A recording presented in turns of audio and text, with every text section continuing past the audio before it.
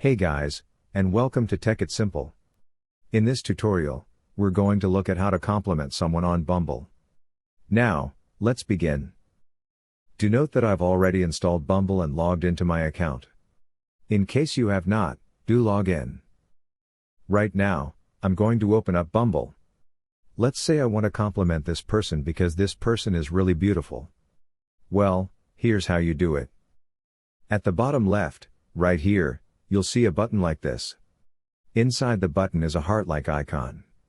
Simply click on it. Then, this will open up. Here's the text box. Type whatever you wish. And once you've entered it, here's the button right here, in yellow. Click on it. And there you go, the compliment has been sent. Well, guys, it's as easy as that. That's how you send a compliment to someone in Bumble. Hope you guys found this video informative, and for more content like this, do remember to hit like, share, and subscribe. Your support fuels us. Thank you.